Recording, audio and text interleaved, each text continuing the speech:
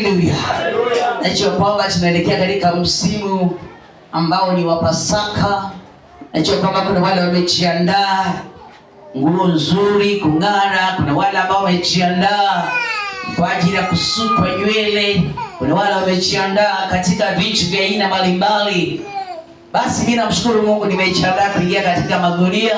Ni kwa sababu ya kwamba kwa kukufa kwa Yesu Kristo haikuwa kwamba ni wakati wa sisi kusherehekea, ile ya kwamba ni sisi kuingia ndani ya maombi na kumtafuta Mungu katika mioyo yetu na kupasua mavazi yaliyomo ndani mwetu, mavazi machafu yasiyompendeza Mungu, yasiyoeleweka katika machoni, katika nyumba ya Mungu. Sema amen.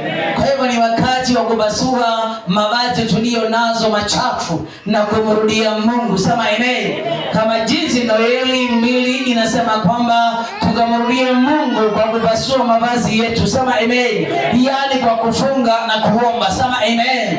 Na katika hali ya kufunga na kuomba utamwona Mungu akitenda mambo jipya ndani ya maisha yako. Hata wakati wa Yesu kushikwa na kufa na kusulubiwa, atafufuka ndani mwako na utapata kuwa mzima tena na kukuwa mshindi machoni pa Mungu na kuacha njia mbaya. Sema amen.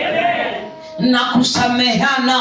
Ni wakati wa kutafuta muda wa kusameheana na kurejesha upendo ule uliokuwa umekosekana. Ni kumwambia Mungu, nipe upendo. Mimi na mwenzangu tulikosa na miaka zilizopita, lakini katika neno lako Mungu ninahitaji upendo wa karibu ambaye ni wa msamaha, ili nikaweza kushiriki kwa kufufuliwa kwake Yesu Kristo, na hata na kukufa kwake ukawe mzima na uweze kutembea katika njia ya Mungu. Sema amen. Na ndio maana uliona Waislamu waliingia ndani ya maombi ili kumtafuta nao Mungu wao. Bwana Yesu apewe sifa. Maana wao ndio wakati ambapo kwao Yesu amezaliwa, wakati sisi tunaenda kusherehekea ya kwamba hati Yesu amekufa, lakini wao wanaenda kusherehekea kwamba Yesu amezaliwa. Maana ukiingia katika kitabu ambaye ni neno la Mwenyezi Mungu, maandiko inasema kwamba Yesu alizaliwa mwezi wa tatu. Bwana Yesu apewe sifa. Sio mwezi wa Disemba. Tunaingia kwa sababu tulikuja mababu zetu wakiwa, haleluya, lakini wao wanaenda kusherehekea kwa Yesu kuzaliwa. Sema amen. Kwa hivyo mtu wa Mungu uliye mahali hapa, ni vizuri wakati mwingine kujiiga na kutembea katika maombi ya Mungu, katika neno la Mungu wakati wote. Ni neno ambalo liko na msingi na ni neno ambalo lina ushuhuda. Neno la Bwana halikosi ushuhuda. Unaposimama katika kipengele, hakika utamwona Mungu akitembea katika maisha yako, kwa nyumba yako. Utamwona Bwana akitekeleza njia. Utaona kwamba ukifanikiwa utaishi katika shida wenyewe, lakini mafanikio kwa Mungu yapo unapoyatekeleza jinsi vile Mungu anavyosema. Kuna kufanikiwa kwa Yesu Kristo. Sema amen. Kitabu cha Marko 8 mstari mdogo ni wa 31 hadi 32. Aliyepata anaweza kutusomea katika uwezo wa Mungu.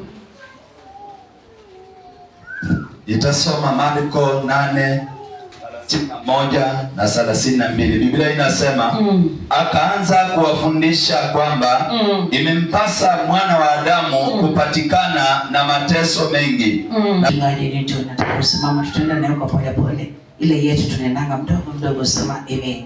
Bwana Yesu asifiwe. Anipatie hiyo mstari wa kwanza peke yake. Maandiko inasema ya kwamba akaanza kuwafundisha kwamba imempasa mwana wa Adamu kupatikana na mateso mengi. Haleluya. Bwana Yesu asifiwe. Neno la Mungu linasema kwamba alianza kumfundisha mwanadamu, maana ni kwa ajili ya kupatwa katika hali ya mateso. Ni wakati ambapo mambo mengi yatakusonga wewe. Kama wewe Mkristo uliosimama katika kipengele cha Mungu, kuna mambo mengi ambayo utayapitia. Kuna mambo mengine ambayo utakataliwa. Watakuona kwamba wewe haufai. Watakuona kwamba wewe ni kitu bure. Hata katika ndoa uliolewa ndani, watakuona yule mwanamke ambaye amekaa Nairobi, wameishi kuna kijana yetu wanakula, umekosa kutukumbuka sisi wazazi. wataanza kusukuma maneno. Hata wale ambaye ni wa karibu nawe wataanza kusukuma maneno ili ya kwamba ukataliwe. Na kukataliwa na wazee na wakuu wa makuhani na waandishi, na kuuawa, na baada ya siku 3 kufufuka. Na hata unaweza kutengenezewa maneno makubwa sana, wasema kwamba yule dada aliiba, yule dada aliua, kama jinsi vile mimi hupata majina makubwa mali hapa ambaye nakuanga nimepatia promotion na washirika ya kwamba yule mtumishi wa Mungu anaua, yule mtumishi wa Mungu aliacha nyumba yake, yule mtumishi wa Mungu alitorokwa na mzee, yule mtumishi wa Mungu alifanywa hivi. Yale yote ni majina ninayopata, yale ni majina ambayo ni ya degree, yale ni majina ambayo kunifanya kwamba ya mimi kusonga na kuenda mbele. Maana pasipokuwa na haya majina siwezi nikasonga mbele katika neno la Mungu. Wakati Yesu alipopata majina haya alijua kwamba kunao wale ambao wamejipanga ni kwa ajili ya kumaliza maisha yangu. Kuna yule ambaye amejipanga kwa ajili ya maisha yako, dada yangu, ndugu yangu, ili akuone kwamba amekumaliza. Lakini nami nakwambia siku ya leo usikupatie hofu ya kwamba licho watakutekelezea maneno. Mungu anasema usikate tamaa, ni kwa sababu atakuwa upande wako. Hata licho wakikusonga mbele, hata licho kuwani wakisimama, ni kwa ajili ya maisha yako. Mungu atasimama na wewe, Mungu atakupigania. Bwana Yesu asifiwe. Bwana Yesu asifiwe. Wakikupanga kukumaliza hawataweza, maana tayari Mungu alikishaweka muhuri ndani mwako. Haleluya. Malizia pale ya mwisho. Naye alikuwa akinena neno hilo waziwazi. Petro akamchukua akaanza kumkemea. Alikuwa ananena hili neno. Mpendwa, kuna maneno umekuwa ukiyanena waziwazi, na ni neno ambalo ni la busara, neno ambalo la Mungu. Wakati kama nimesimama mahali hapa leo, sikana kwamba ninanena maneno yangu, sikana kwamba nilijitoa tu ninakuja mahali hapa kuionyesha urembo wangu. Mimi nimekuja mahali hapa kuonyesha ambaye ni ujumbe wa Yesu Kristo. Maana kukufa kwa Yesu na kufufuka kwa Yesu. Basi Petro aliposhuka, kuna yule ambaye atashuka mbele yako. Nakwambia dada yangu, ndugu yangu, yale ambayo unayatekeleza hakika umetuchosha. Yale ambayo umetekeleza hakika hayo ni mwisho. Wapenda mtu wa Mungu ambaye ulio mahali hapa, kuna kusudi kwa maisha yako, kuna kusudi ya wewe kusimama, kuna kusudi Mungu kushuka, kuna kusudi wewe kuwa mahali hapa. Bwana Yesu asifiwe. Bwana Yesu asifiwe. Kuna jambo jema ambalo Bwana anawachilia. Kuna matakwa mema Mungu anashukisha kwa ajili ya maisha yako. Anashukisha jinsi ulivyo katika maisha uliyokataliwa. Anasema anashuka ndani yako. Watu walikutenga pale, Jehova anashuka ndani yako, anakutumia ambaye ni wa Mungu. Haleluya. Maliza kwa kipengele kadogo hapo.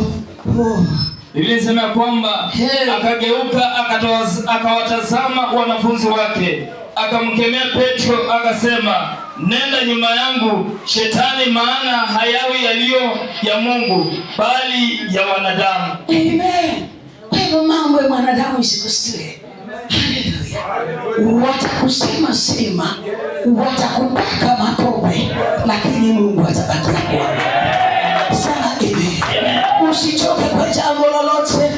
Hata licha kama unapokataliwa, hata licha wanasema kwamba uwezi, wanasema kwamba una chochote, lakini Mungu anaposhuka ndani mwako, wapende utakataliwa na marafiki, lakini Yesu naye atakukataa.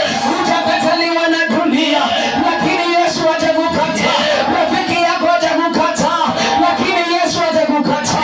Sana nawachilia upendo ulio mwema ndani ya maisha yako, wapendo. Sema ile. Haleluya. Kwa jambo jipya kwamba ni kumtumainia Mungu. Unapokaa katika neno la Bwana, watakupangia mipango mibaya, lakini katika mipango zote zitapanguka. Watakwenda ndani ya waganga, lakini